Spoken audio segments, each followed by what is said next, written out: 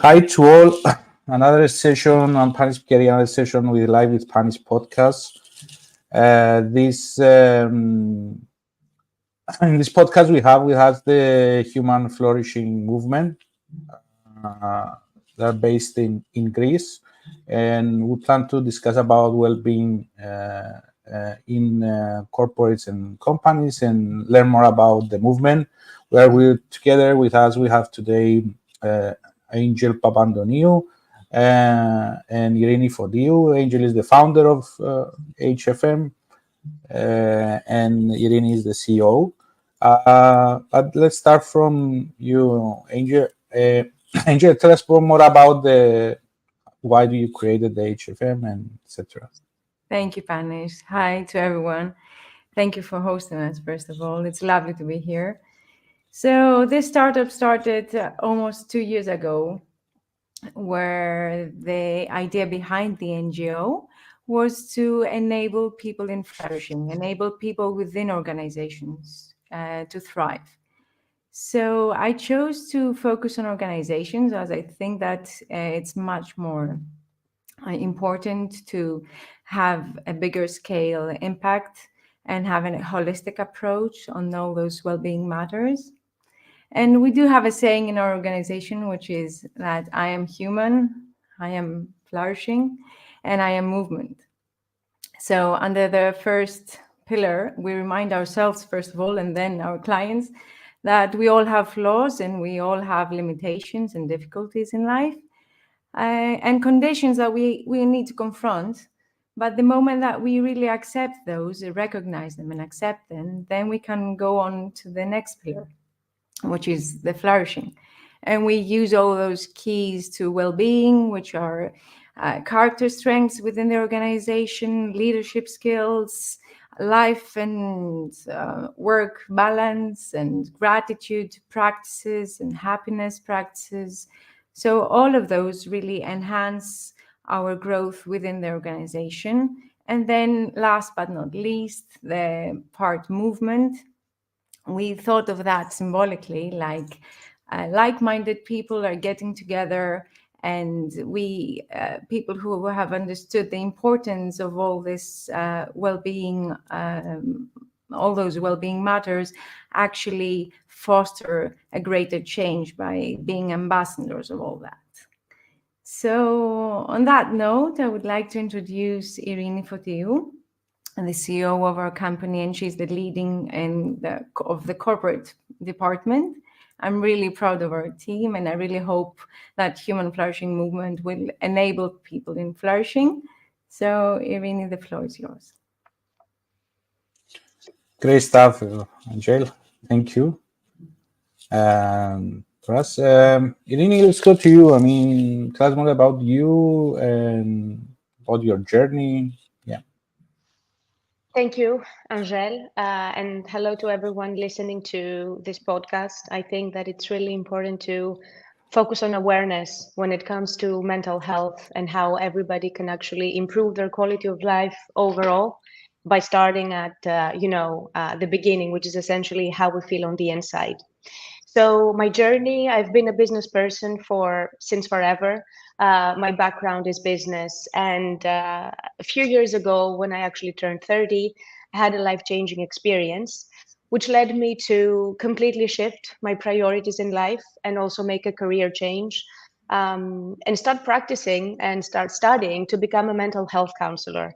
First, to help myself deal with the stress of life and all the challenges that we actually are experiencing in the corporate world, but also in the private life. And then to be able to help others, because I find that it doesn't really make sense for somebody to feel well on their own if they're not feeling well in an environment where people are flourishing, all the way, all over the place in society in general. So a few years ago, I undertook the role of building this startup, and running it as the CEO, which has been a great pleasure for me. And it has really been the bridge for me to cross over the aspect of counseling.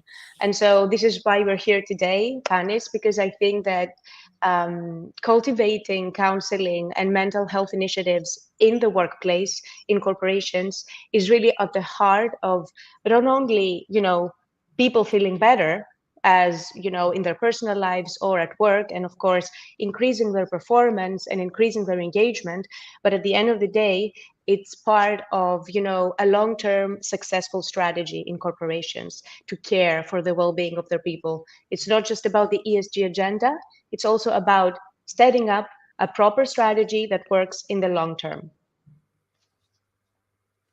Yes, of course, we're going to come on that and have a more detailed discussion about that.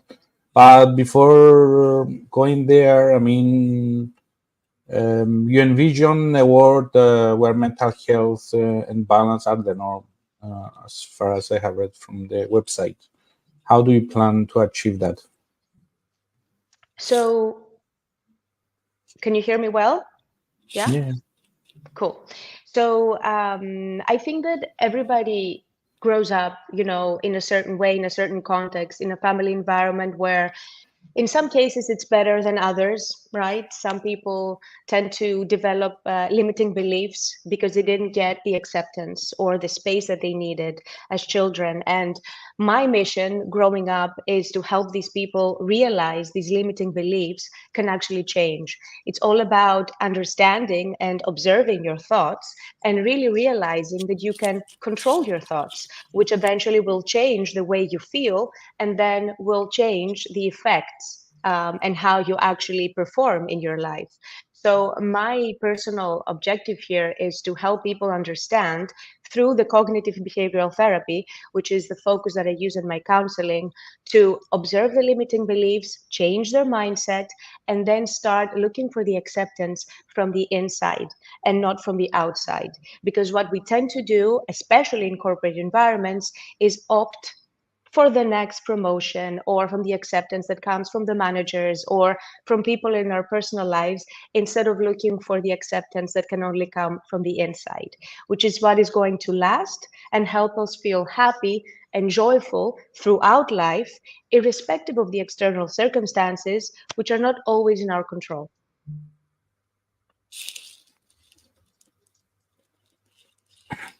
Okay, you are, as I have seen from the website, you are using the PERMA model, guides your pillars, and the Wellbeing Lab partnerships for corporations.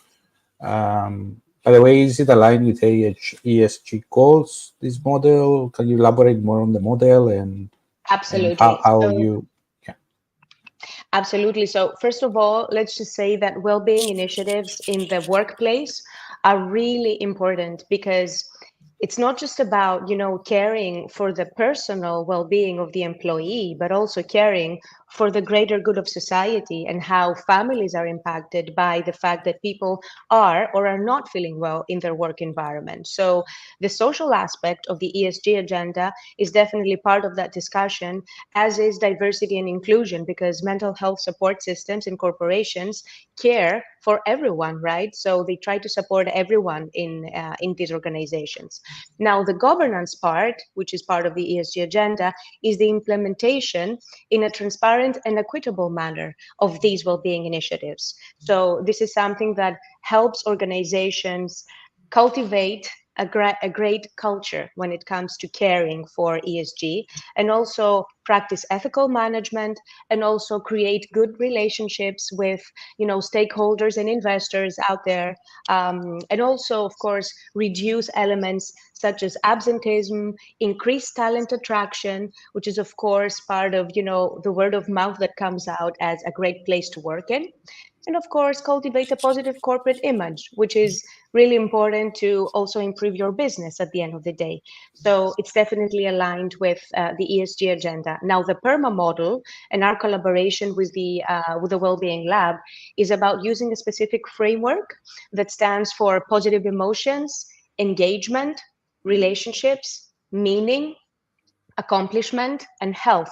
And it's a framework that is very nicely used and applied all around the world for cultivating well-being in organizations and corporations, for our discussion specifically here, in a way that helps people realize where they stand in these pillars. So how do I assess myself when it comes to how nice or how well I feel in my work, how engaged I am, which means how much do I feel that I actually leverage all my positive points, all my strengths, or my skills. Then the quality of my relationships at work, the part of how much I find meaning in my job, and how I feel that I'm doing something which is for the greater good, not just for me personally, but I work towards the vision and the mission of the organization, and also for the greater good of society. Then the notion of accomplishment, which is the A from the PERMA model, which stands for how much can I feel that I can actually succeed in what I'm being requested to do? Do I have the resources that I need? Do I get the training that I need? Right? And then last but not least is the H part, which is health, which is essentially a silent H that is a recent, let's say, addition to the model, which is referring to the physical health of the individual, and how if I feel that, I sleep well, I eat well, I feel well physically, I can also support my productiveness and my engagement in the work environment. So as you can understand, all of that very nicely aligns with all the ESG priorities that organizations need to fulfill. Now, our collaboration with the Australians is very simple in terms of the rationale. Australia leads the way when it comes to corporate well-being on a global scale, and I think learning from the best and also utilizing best practices from all over the world is the right thing to do. This is why we're using this tool that these guys have built, an amazing tool, by the way, that helps you evaluate where you stand in your well-being rates, and then come in with initiatives and mental health counseling programs, essentially, to help individuals in the organizations work in the specific elements that need to be supported, either on a group level or on a one-to-one level, let's say.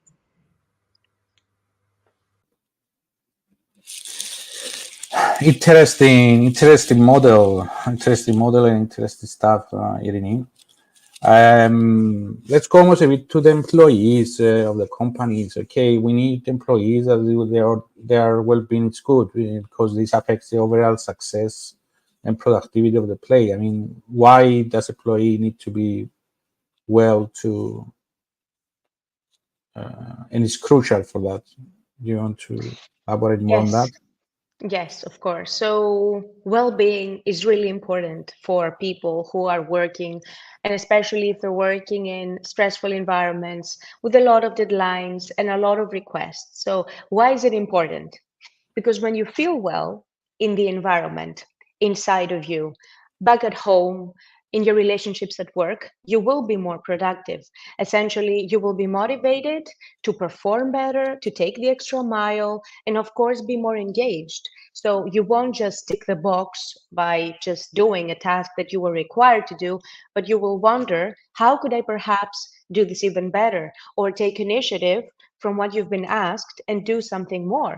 So this is definitely on the benefit of organizations and the management and the founders of the companies. Now, at the same time, this is also translated into retention, of course, of the employees. So people will not want to leave if they feel well in their work environment, right? If they're being compensated properly and at the same time they have good quality relationships where they work, they won't want to leave. And how does that translate? It translates into reduced costs for the organizations, right? Because they won't have to find new people to hire, train them from the beginning, and also lose all the tacit knowledge that goes with the people who decide to leave the company. So it's really important from a personal perspective, also because if people feel good at work and they're able to, let's say, keep work-life balance, as we call it, they also have better relationships at home. And so they care better for their children, they care better for their partners, and also they're able to, let's say, live happier overall because they have time to also do the things that feed their soul instead of just, doing the things that they're supposed to be doing at work. So it's really a very simple equation there. Okay, how a company can promote or prioritize mental health and emotional well-being among its employees. So so there is this formula, there is this, let's say, a little framework that one could say could use to help organizations do a properly structured, well-being plan. And of course, these are just a few things that we're discussing in this podcast. You can't really exhaust that kind of answer in that context. Of course, first you have to start from literacy, because not everybody knows how to care for their well-being. So the first thing that organizations need to do is to help their people understand what well-being is and how they can actually improve that, and also what the benefits will be if they look after their well-being. So that's the first thing, literacy. Then we're looking at the tools that the organization needs to have, right? What is going to activate people to care for their well-being? What does that mean? Of course, mini workshops, trainings, one-to-one support or counseling for people who are open to something like that. Do regular check-ins with managers for their teams, so that they create the psychological safety for people to speak up and share what they're struggling with, right? So a very important part here is to remember that leadership plays a key role in the effective implementation of all these initiatives.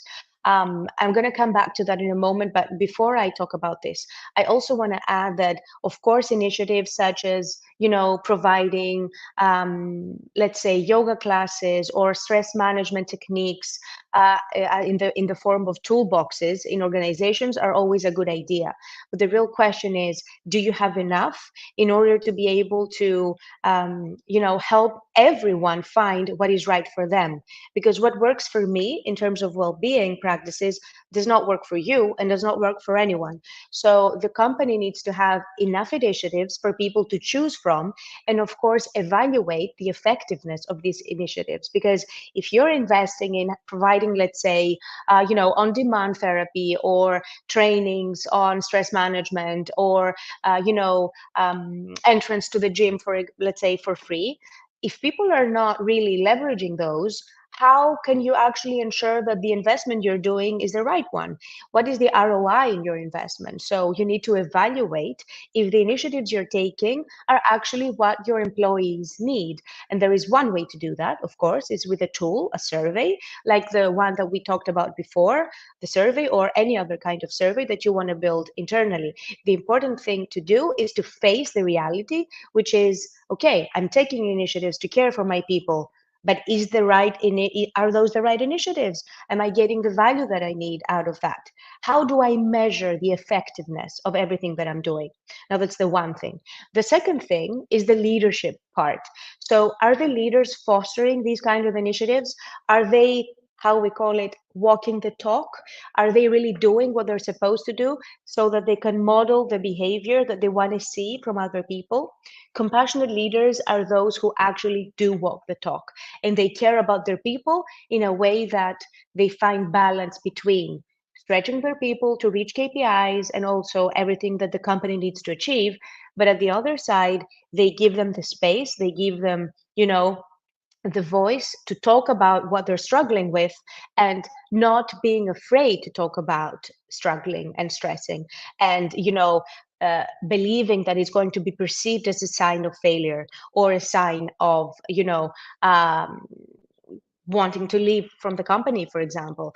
Speaking up by saying what you mean, what you need, and how you feel is all about getting back what you need to be more engaged and and perform even better. So I think these things are very important for a company to help promote and prioritize well-being in their company. Yeah, they're very important. It's something also we discussed also in a previous podcast with Nectarios New Year's, and but again, okay, how the team managers can identify that their people are struggling, they need support. I mean, sometimes people, they don't, in companies, they will not speak, they will not. How the leadership, let's say, can is there any techniques to see how that? I don't know. Absolutely. That's a key point that you're making, Panis, because, it's a different thing giving, let's say, some initiatives or a recipe saying, you should speak up, talk to your manager, or talk to someone in the organization about the fact that you're struggling, ask what you actually need. It's not easy for people to actually really open up and feel that there is safety for them to discuss these things. They need to see one thing. They need to see open communication, but they need to see it across the board. What does that mean? It starts from the top of the organization. The leaders of the organization need to first model this behavior so that everybody else sees that and do the same. Because if you just tell others, speak up, do this or do that, but you don't do it yourself, how are they going to do it? They're going to be afraid of being judged or being turned down. So first of all, it's about role modeling. Let me give an example on this actually. I was in one of my previous jobs, I was participating in a board meeting where we had the CEO and the C-suite of people, and then the CFO talked about a person that they're having an issue with in their team. And even though people in the organization are being encouraged to, discuss with the people who are experiencing trouble in their teams, what is going on, how can we help you, and, what it is that you need to feel that, you can do your job better. Even though this was being requested for the organization and for everybody there, what happened was that in the board meeting, the attitude was not actually adopted. So this attitude was not adopted. The request was, let's say, figure it out, or you have to let the person go because it's a problem and we cannot have a person who is actually being toxic for the environment. So what happened in there was that the leader didn't really walk the talk. So he didn't tell the CFO that you need to discuss with him, you need to understand what's happening, maybe you need to support them with something that they need.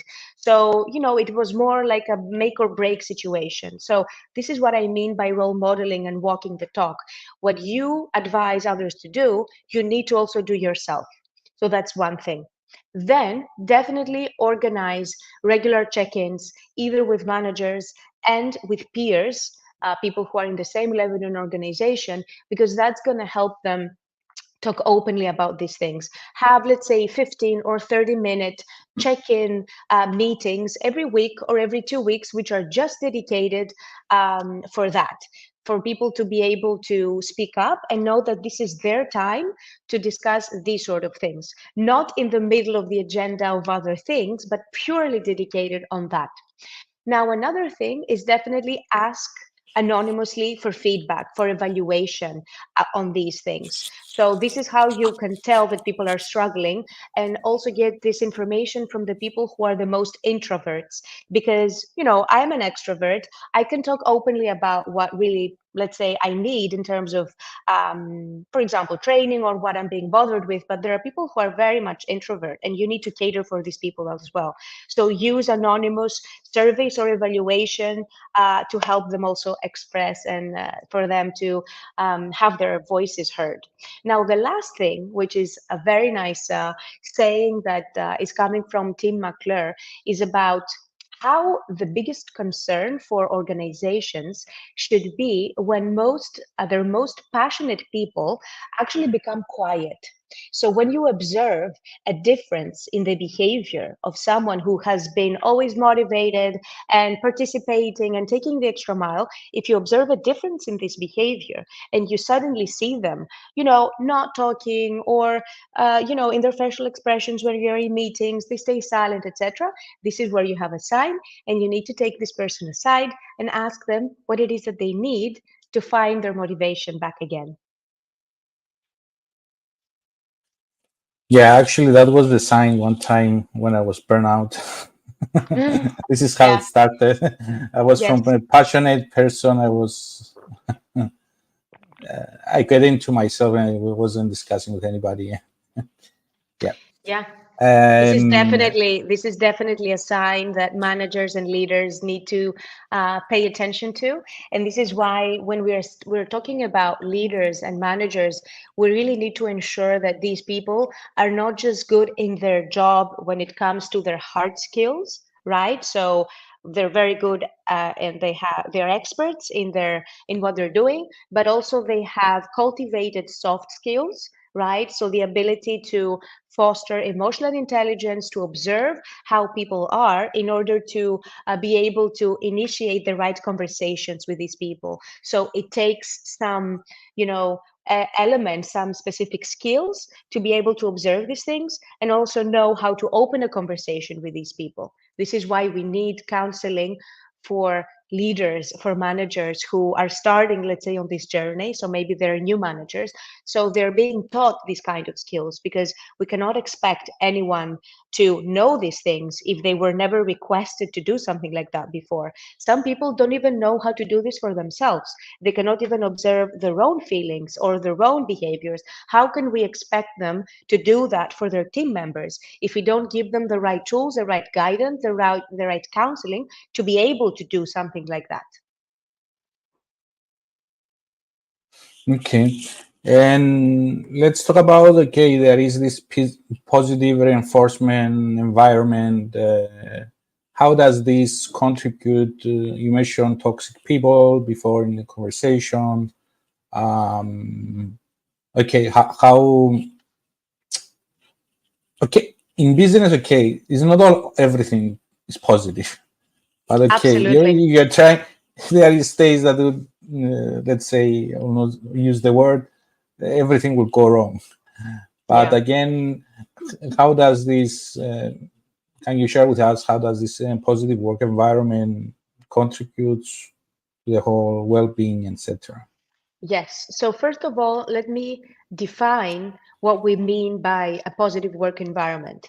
A positive work environment is not a business that doesn't have issues, that doesn't have challenges, that is not facing all the problems and all the existential death risks that every organization is experiencing, because we all live in the same world. We all have the same geopolitical risks. We all have the technology changes. We're all facing the same issues at the end of the day. So the positive work environment really means what you're doing about the things that are in your control as an organization. So you can't control what's happening on the outside or what your competitor is doing, but there are things that you can control. And if we start from the part that cares about well-being for the people in the organization, which is something that you can control up to a certain level, of course, how does that help? And what do we mean by help?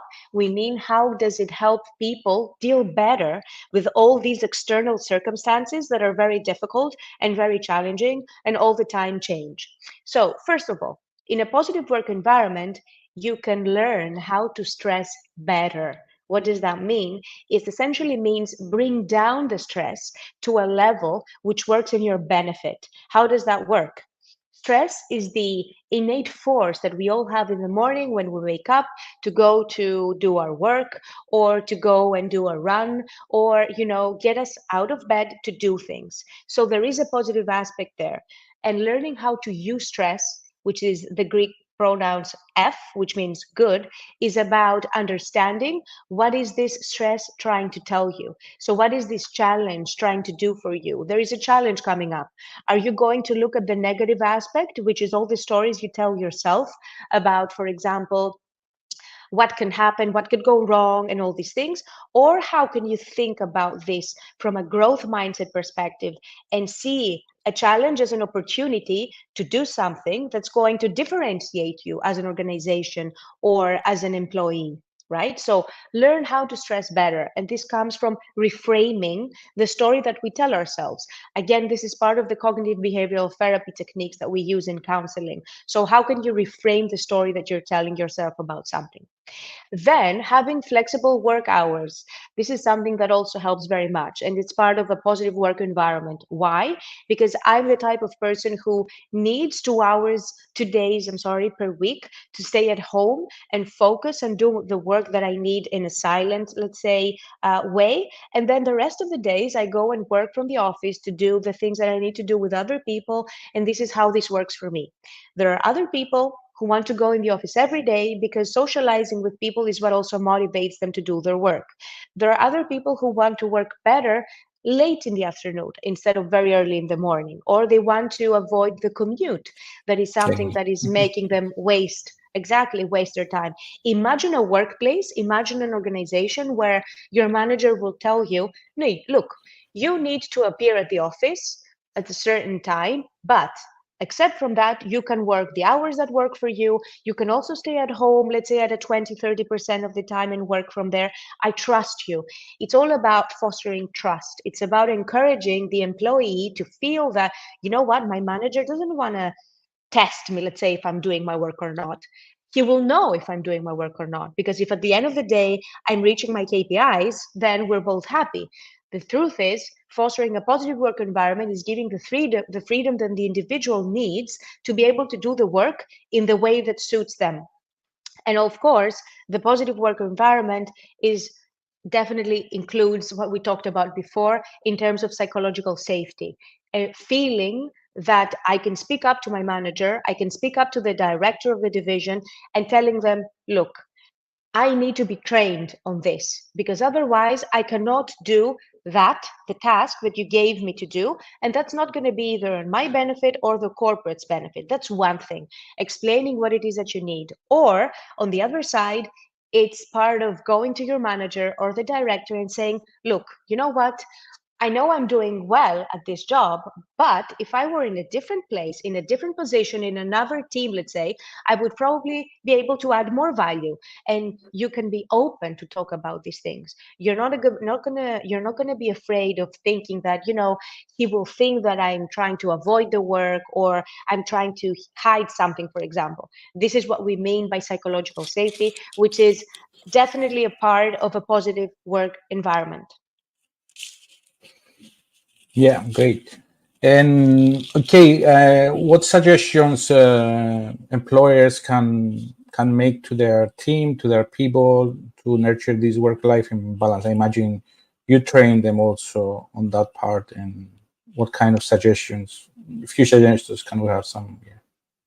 Absolutely. So there are a lot of things that managers and leaders and CEOs can do for their people. Okay, so it's about doing all these initiatives that we briefly touched upon, and everybody chooses the initiatives that resonate for them and for the organization that they're leading. What does that mean? It means having a toolbox of interventions, having playbooks that incorporate tips on what well-being is, how you can improve them, have tools that measure the well-being on a, let's say, continuous basis, because well-being is not something that changes overnight. It takes time. So you need to give people time to work on these initiatives and see what the change is, right? So you can do that kind of thing. You can do mini workshops on teaching people what stress is and how they can use it in their benefit, or help them learn how to nurture a growth mindset. What is a growth mindset? A growth mindset is a way of thinking that focuses on what I can learn from a failure, how I can turn a failure into an opportunity, how I can turn a struggle into a challenge that is going to help me grow. It's part of continuous learning. A growth mindset is really, instead of trying to do the best, is fostering the process of trying. So this is what's going to be motivating you, the part of trying, not just seeing the result. So next time you're struggling or you have a very difficult task, you're not going to be intimidated and say, look, this is a very difficult KPI. I'm not even going to try because we're never going to reach the sales number XYZ. No, a growth mindset is the one that thinks that, you know what, I'm going to try in creative ways, and I'm going to do the best that I can to be able to bring the ultimate result.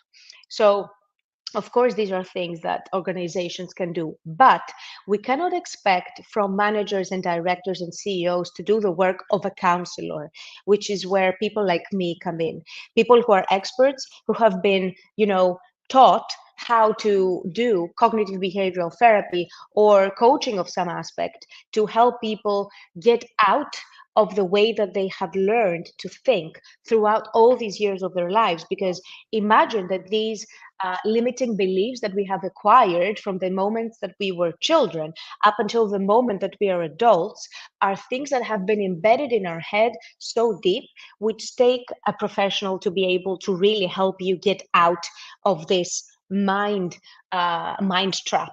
Right. So my view is that organizations should have counselors who take a CBT approach, a coaching approach, a practical approach, let's say, to help their people and especially their managers and the leaders identify elements on how to improve the people management side. So the emotional intelligence, how to develop compassion, both for themselves, but also for their team members. Now, this is something that takes a lot of effort, and it has to be taken in a very individual approach. So you need to have, let's say, counseling on demand from people who want and who are open enough into understanding what they could be doing better. How are these limiting beliefs affecting them? What does that mean when I talk about limiting beliefs? A limiting belief is that, for example, a manager or a leader feels that it's only their opinion that should be heard or should be implemented, and not another person's who could be more junior or somebody who has less experience than them. And why? Because the limiting belief is the one that says that, no, you're the manager, you're the leader, so it's your opinion that has to be implemented at the end of the day. This is a limiting belief because at the end of the day, for business, it might be better to take on the opinion of another person who had a very good idea.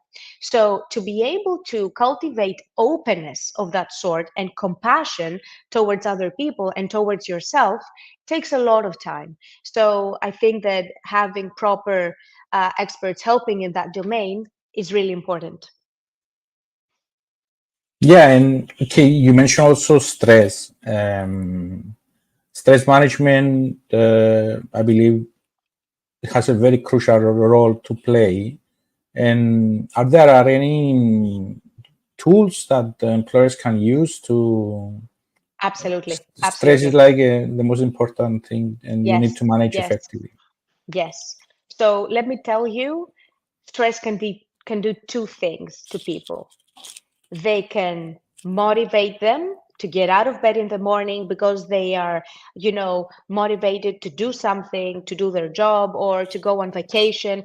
Imagine when you wake up in the morning at 6 o'clock because you're going on vacation, you're stressed because you don't want to miss the plane, you don't want to miss the boat or whatever it is that you're doing. So this is the positive aspect of stress. The negative aspect of stress is the one that paralyzes you. What does that mean? It urges you to go to the other side, which is essentially, I'm so stressed that I cannot do anything at the end of the day. And then if you have chronic stress throughout work, which is stress that has been, piling up and up and up, eventually that's going to turn into a burnout, which unfortunately many, many people have experienced. So what can organizations do to help people stress better? First of all, initiate stress management techniques in the organization. What is that? Initiatives like having people teach mindfulness techniques or meditation techniques, or create a space which is more like a breathing room space in the company, if you have the space to do that, where people can go there, take a moment, or do some meetings in a walking state. Because when you're also doing physical activity and you're discussing, you get better ideas. This has been proven scientifically, by the way. Or let's say have every Friday an early finish of the meeting meetings so that people can have the Friday afternoon stress-free, at least from meetings, and they can plan what is the work that they need to do for next week, or what are the things that they've managed to finish up in this week, right? So little things, or maybe do initiatives such as offsites. This, of course, depends on the budget of every organization, but every month, let's say, or every 2 months, you have initiatives like, creating a group of people who are interested from the same organization and go for activities that are of interest for everyone, which means, for example, paintball, or you can go for running or whatever. And how does that work? It does not only work in the time where you are actually going and doing this activity and having fun, because of course you're going to have fun when you do bonding and do paintball with your team. The most interesting part is that when you go back to work and you spend these few moments during the day discussing about this experience that you shared with your colleagues, which you have built a common ground to discuss on, you're going to be stress relieved at that moment. And so that's going to be a highlight during the day that you enjoy in your work environment. And of course, this cultivates good quality relationships in the organization, which is something that is definitely very, very important to be able to foster a positive work environment. So having good quality relationships with people is something that is going to make you feel more engaged, to perform better, and to stress less, as you asked me before. So fostering collaborative initiatives and making sure that people do things together and have a good feeling when they come to work, when it comes to the social aspect, is really key to managing the stress in an organization. Now, at the same time, the role modeling that comes from managers and from directors is also very important for stress in the following way. Let's say that we had a target that was really difficult to reach, okay, a KPI that was extremely difficult, and we didn't manage to reach it on 100% cases, but we reached it, let's say, to an 80% level. So modeling the stress management technique here would be from the leader to say that, you know what, of course, we didn't reach the 100 KPI role, but we reached the 80%, and we need to look at what went well so that in the next steps, we can use these things that went well to do the rest 20% in that way. So that helps the people stress less about the fact that they didn't reach the target, and it also encourages them to try harder to reach the next 20% that is missing in the next quarter. So this is another thing that could also help in terms of management techniques. Yeah, I would say that okay. Personally, I had my my best results in a company that I had this standing desk, and I had to stand while working on the PC, and Yeah. this movement thing, and also I agree completely with what you said on different levels how to manage stress. But also, what I have seen, and again from my personal experience, is that okay, you have more diverse and inclusive. When you have more diverse and inclusive workplace, I believe the well-being is much better of the company and the workplace. So, how can you share some stuff there? How the diversity and inclusion can contribute to a more positive environment between Yes. the So diversity and inclusion, as we all know, is a huge part of the ESG agenda for starters, and also it's one of the hottest topics that are being discussed these days. And when it comes to mental health, this is a very interesting topic because mental health does not differentiate between anyone. It is the same for everyone. Everybody is going to suffer if they don't take care of their mental health, and that can very much also affect their physical health, right? Which is part of my personal experience. For example, I was working on an extreme basis, and was too stressed, and then I got sick. So for me, it was translated into the physical health aspect. So again, going back to mental health, it does not differentiate between people. So having initiatives that are for everyone in the corporation, so you have diversity and inclusion for everyone, is supporting everybody, but in the right way that works for them. And how do we achieve that? Considering the bio-individuality of everyone. So for example, let's imagine that you and me, we both want to meditate, to be able to decompress from the very stressful day or the KPIs that we want to have. What works for me in terms of We need meditating. we need a scream room for that. Yes. So, it's really, really difficult. So for me, for example, if I go out and I just stare at the sun, or I stare at a tree, or I stare at a bird, I can meditate, because this is what helps my brain slow down. For somebody like you, or for someone else, you need a different approach. You need an For me, it's the application. sea. For It's me, the it's the sea. sea. That's why I Yes. will never work. I will always work in a place that I'm very close to the sea, and I can go anytime to Yes. decompress. I have to say, Panis, that I completely agree with you. And this is one of the greatest, blessings that we have living in countries like Cyprus and like Greece, for myself, because if you choose the place where you want to live carefully, you can foster mental health for yourself in a better way. So why not for organizations to take initiatives that their people want, to organize, let's say, offsites and bonding activities close to the environment, which is a place where everybody relaxes. So that's another thing. But what really, the point that I wanted to make about diversity and inclusion is that we have to remember that in an organization, we have lots and lots of different people who need different ways to figure out how to foster their private well-being, so their mental health. So you need to give different options, and this is why it's really important to get feedback. Get feedback on the initiatives that you're doing, because you might be spending lots and lots of money to give them access to a very good gym, or get into initiatives that are supposed to be groundbreaking, but for your people, for your corporation, it might not fit. So you need to get value into what you're doing. How do you measure its effectiveness? Ensure that what you're doing is what your people need, and then do more of that. Cool, cool. By the way, here, just to mention that with Eirini and HFM, we met at the Cyprus FinTech Summit when Eirini was down last September. And this is how now we are listening to this wonderful stuff about well-being in the workplace.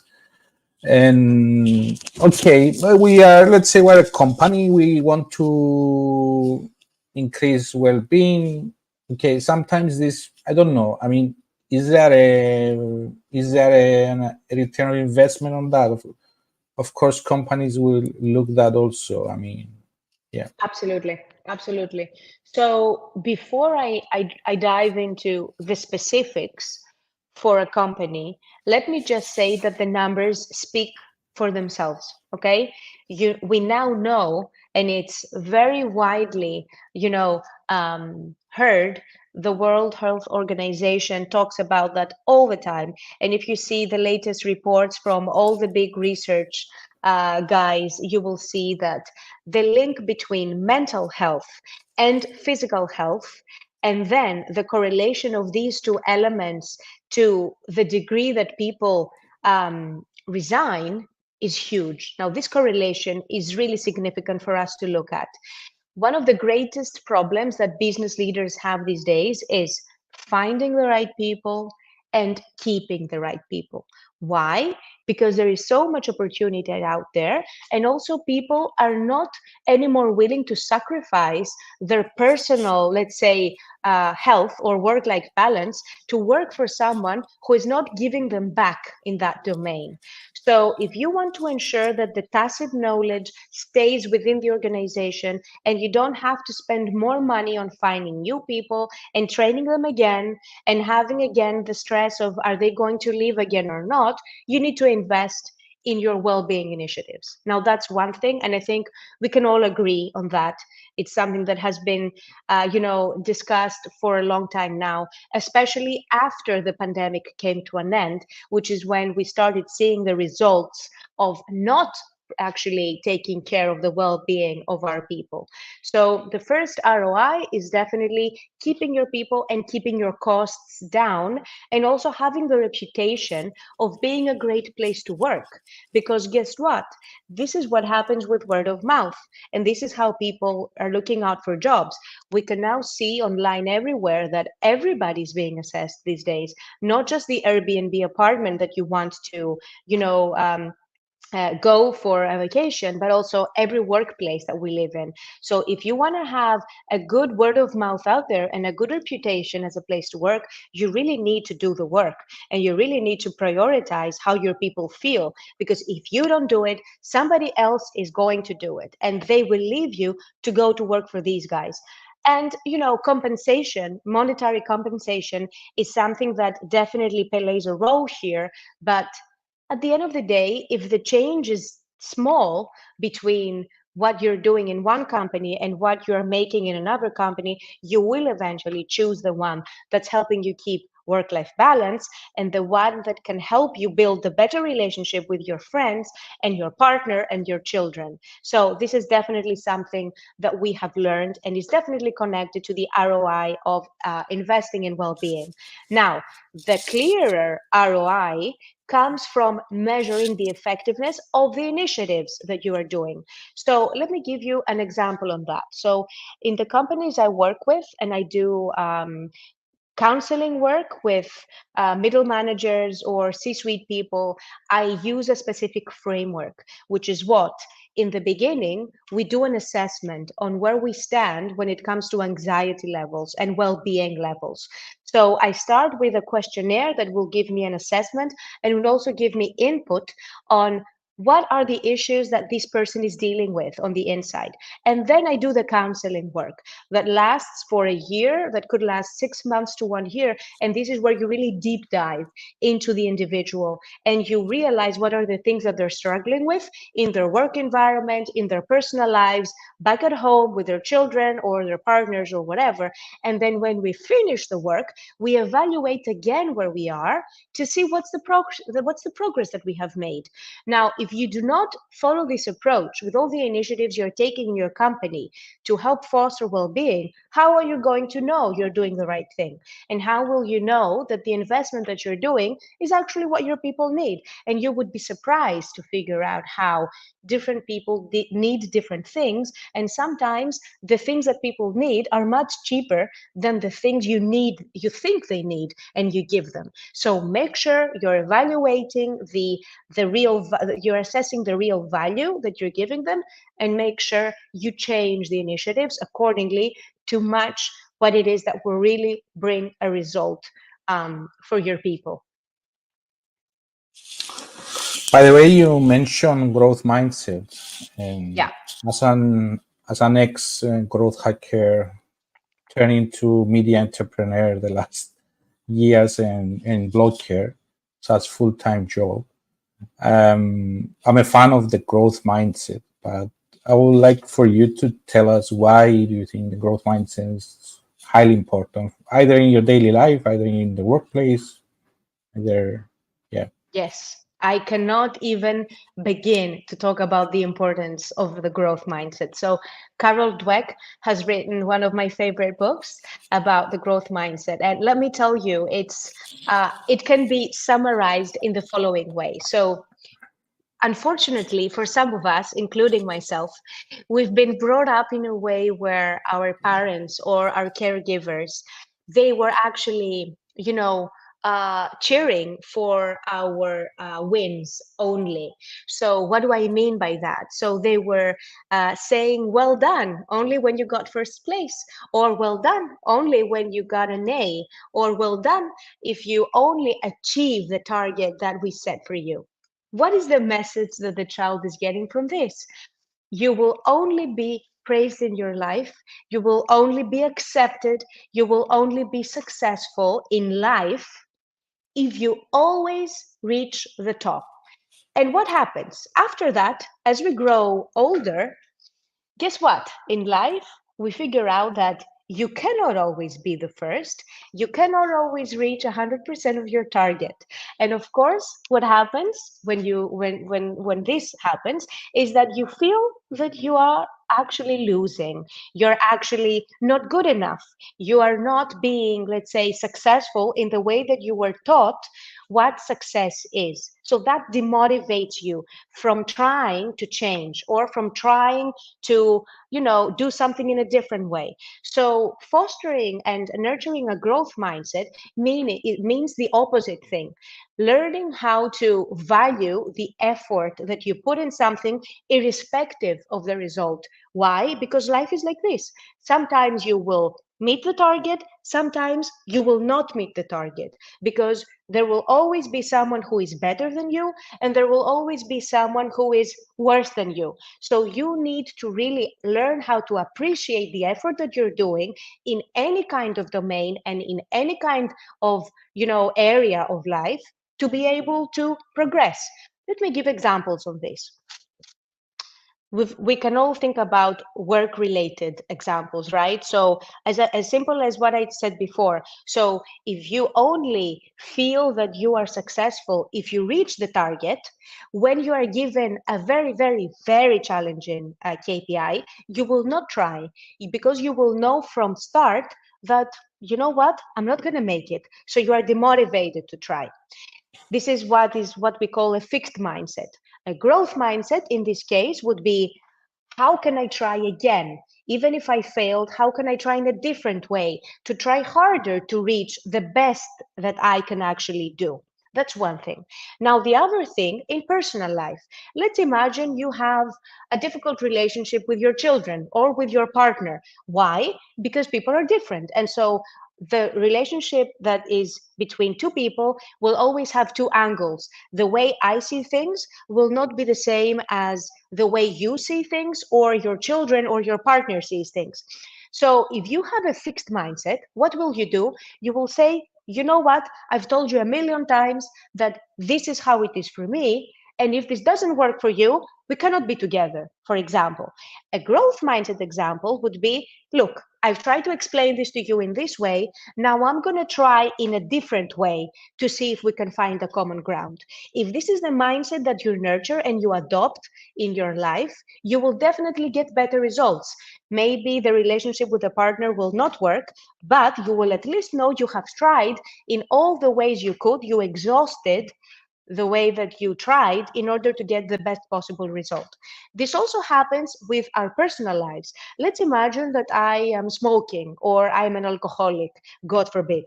But if you have a fixed mindset, what happens is that you say, you know what, I either need to stop smoking once and for good and forever, and if this ever comes back, I have failed. Or you can say, you know what, I will start reducing this and I will start to quit this bad, let's say, habit. And if one day, again, I smoke a cigarette, it doesn't mean that I have to continue smoking all the time. It just means that I had a little, let's say, failure in this big plan of success, and then I get back on track. So this is also very important, nurturing a growth mindset in things that we want to improve in our life. This is the same for when we try to start working out, right? So if you say that I either have to be 0 or 100, so white or black, I work out all the time or I never work, which is the fixed mindset approach. The growth mindset approach would be, you know what, even if I start with 1 time or 2 times per week, this is already good enough, and it's going to keep you progressing. So it's what I call in life, let's put some gray in the palette between white and black. It's about putting some gray there. Yeah, exactly. How do you see your industry moving forward, and what someone can expect in the future? So I think mental health is becoming, which is my my love and my expertise, and everything I find in life has the most value for me personally. I think that from now onwards, people will start to take a holistic approach between the mind, the body, and the soul. So until now, we have seen, physical health being very much separated from mental health. I don't know if you have heard of Dr. Gabor Mate, who has written the book When the Body Says No. Um, Gabor is an amazing guy talking about these things, and he really elaborates on the correlation between mental health and physical illness, especially autoimmune diseases. And he really talks about how in the future and currently and already people are starting to understand that, for example, if I have a patient who suffers from cancer or another autoimmune disease, it's really important to also look at his mental health, except from his physical health and the treatments that he needs to do. So one part of the future when it comes to mental health is the holistic approach between the mind, the body, and the soul. Another part is technology, of course, because with AI now that we can have very, very, very customized and personalized data for every individual, we can have a very much customized approach in terms of what does this person need to be able to feel better and to balance internally, right? So, and also how can we prevent this person from getting, let's say, depression when he's in the beginning? Because through AI, we can get so much more data analyzed and find so many more insights when it comes to what is it that results into certain psychopathology issues. So I think also another thing which I didn't mention is about telehealth. So really remote mental health support is now even more becoming a reality, especially after COVID, because it doesn't mean that because you're not face to face with someone, you cannot help them. So yeah, this is it. Yeah, interesting ideas in future, because I believe mental health, especially after COVID, there's a lot of startups working on the field, and we'll see a lot of innovation coming, I believe, also in the industry and in the process. And okay, before we go, just to close this well-being and the corporate, before I ask you a few questions that I ask all my guests. Do you have anything last to add on the thing well-being in the corporate space? We discussed a lot of stuff. Yes, I think we talked about a lot of things, but if I could stress one thing, is that to always keep in mind for corporations that if you don't prioritize well-being in your agenda, willingly, you will have to do it eventually, and it's going to be the difficult way. So why not use preventative measures there as well, and wait for corporate culture to remind you that this is part of the agenda, not just because the ESG says it is, but because it's going to help you be long-term successfully as an organization with happy people who then have an impact in society overall, which is actually the responsibility of all of us. Yeah. Yeah, I agree. Okay, one of my questions actually, it's about that I do in all my guests, is about how you are maintaining a work-life balance. Okay, it's your work, you give advice, you teach people, but how a typical day for Eirini looks like, and how do you maintain through your day a work-life balance? Yeah, I was expecting that question. So it's not an easy thing, definitely. And I think this is the first part, understanding and accepting that it's not easy, and do not be very harsh with ourselves because we're not doing as well as we would like to, right? So these are the top things that I do daily, which allow me to have a mental and physical health balance and to be able to live my life in a way that resonates for me. And let me also say, for those that are listening to us who do not know this, because you heard it in the FinTech Summit where I shared my personal story, but let me say that I was a person who was not prioritizing mental health at all. So I was working crazy hours, I was striving for the promotions, and then, as I shared in the story, I got cancer at a very young age, which then completely messed up all my life and priorities and balance internally. So what I'm going to share with you now is the recipe that I have built for myself after going through that experience and after realizing that this is something that if I do not do, might kill me. So I sleep every day, at least 8 hours. It's what helps me wake up in the morning and have the energy that I need, and rest that I needed to be able to perform in whatever it is that I'm doing. I work out 4 times a week, even if it is just going for a walk, because I think that keeping your body healthy is really important, and it very much correlates with all the energy that one needs cognitively to be able to perform in their jobs. Another thing that I do daily, which energizes me on the emotional level, is that I connect deeply with at least one person every day. What do I mean by connect deeply? I mean having an authentic conversation, even if it is just for 5 minutes, with either a friend, a colleague, my partner, a friend, anyone. So connect deeply with another human being. Then I do mindfulness practices every day, and I do pray also a lot. So it could either be a prayer to the universe, or it could be a small meditation, or it could be mindful walking. In any case, I dedicate a few minutes every day to remind myself that I am not my brain. I am not my thoughts. I am not who my mind tells me I am. I am my essence, my consciousness. So, because during the day I have a lot of conversations with people and a lot of work happening, I need to slow down every day in some way to be able to remind this to myself.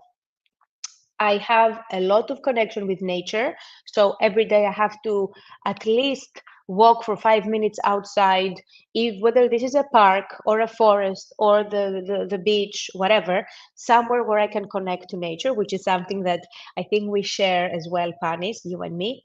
And then the last thing that I do every day is remember the 80-20 rule, which works for me very well. So I used to be a perfectionist. I realized that this almost killed me. So I decided that, you know what, the 80-20 rule has to work for me. If I do something and I'm 80% happy with how well I've done it, it will have to work. And also the 20% effort that I put will have to give me the 80% result.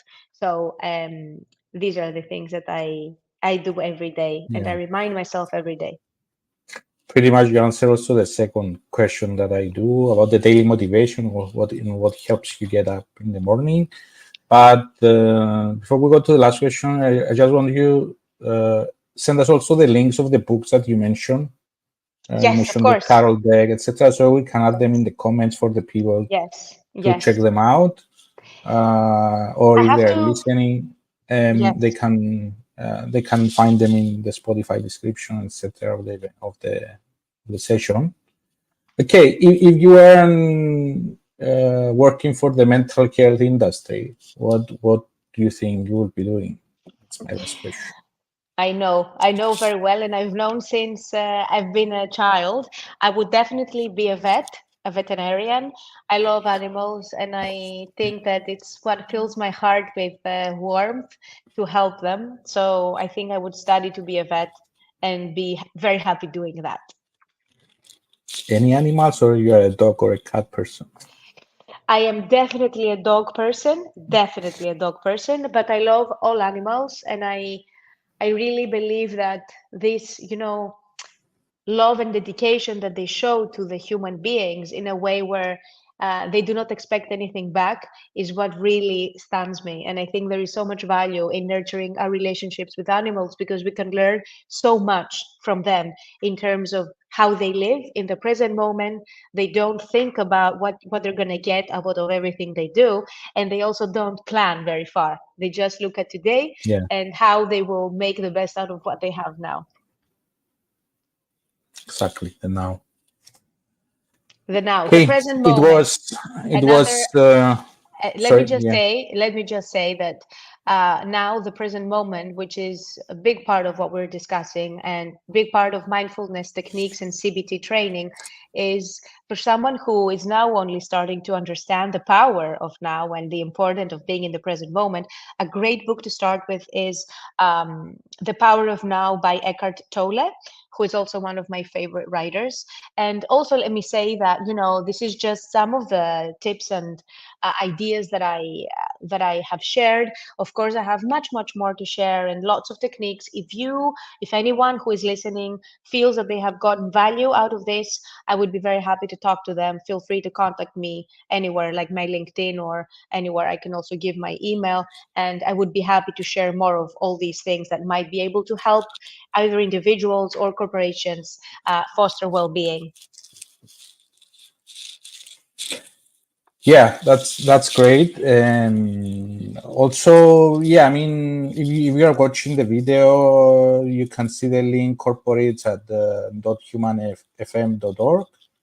If you are listening through our audio platforms, you can find or search Human Flourishing Movement or Eirini Fotiou in the social, in LinkedIn to find. I would like at this point, Eirini, to thank you. It was very interesting discussion, and I think we will be doing some rate checks in the future, maybe discussing more deep few things that we discuss. It's briefly now in more than 1 hour.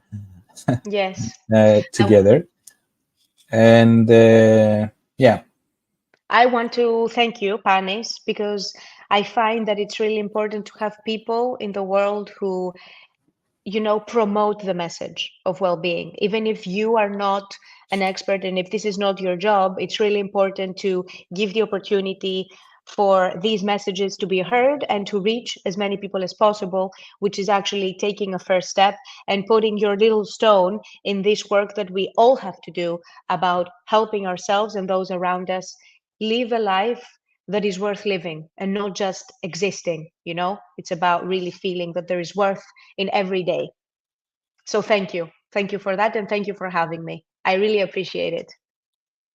And with that, many thanks for watching or listening this episode. Stay with us live with Panis or hashtag follow updates Panis live for future sessions and the old sessions of our podcast. Many thanks to all.